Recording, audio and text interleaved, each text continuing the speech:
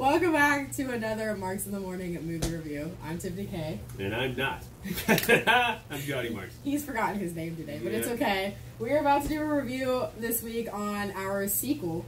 It's like Sequel Mania. Yeah. This is the first time we've given each other movies one week and then the sequel to the same movie the next week. That's because if you let us keep going with this, though, I'd be like, here, you do Hunger Games, Dead Virgin. It's like 4.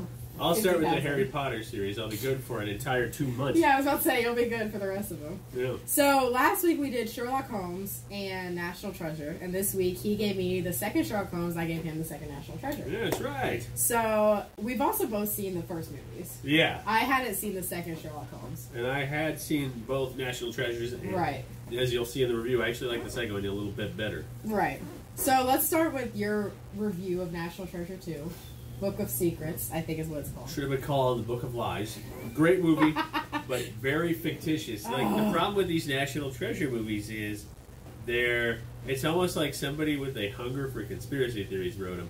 It's fun. It takes place around D.C. like the first one, and they end up with a kind of a kidnap the president plot, but then the president's in on the fact that Nick Cage and Bartha, I can't remember, he plays Riley. What's Nick Cage's character's name? I can't remember the movie.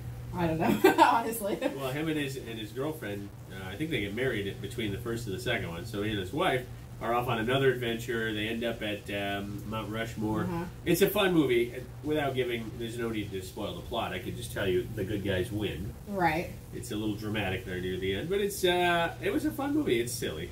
It's for kids. So don't give this movie to someone such as him who likes historical stuff because you pointed out every single thing wrong with historical. Hey, there's a lot of things wrong in Star Wars. Jedi aren't yeah, that but smart. you don't complain about that. You complain about National Treasure and National Treasure 2 being inaccurate. They kidnapped the president. And they steal the Declaration of Independence. Like, you can't do that. You never know.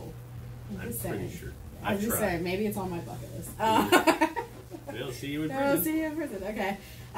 So we'll do your popcorn kernels at the end. Yeah. So I gave you Sherlock 2, Book of Secrets. Wait, is it Book of Secrets or is that the name of my movie? That was the name of my movie. Shadows. Oh, we had Book of something. Book of something. Right, I think next it was week, Book of Shadows. Next week it's Book of Mormon for you. Good. Yeah. Great. Book of Shadows. What did you think? And you have to compare it, of course, to the first Sherlock. What did you like? I think you gave it 3 popcorn kernels last week. So, yeah. What did you think of the sequel? And is it compared to the first one? I liked the sequel. I don't think it was as good as the first one. I think there was some plot holes missing. Like they almost tried to move it too quick along.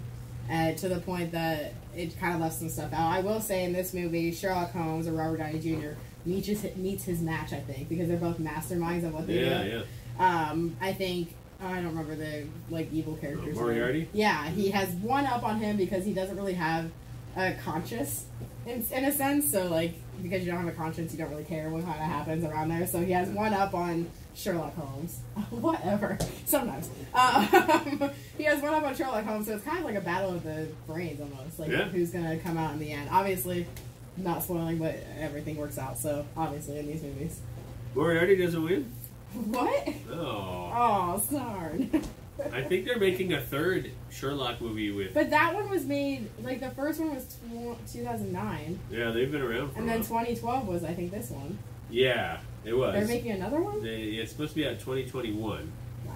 So it'll be a couple years.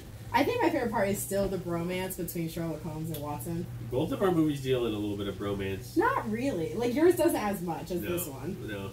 Yours really does. I love it when I see a good, funny, comedic bromance. That's great. Well, in this movie, your guy, Watson, has a relationship, right? So it's a little bit different. Right. Knock, knock!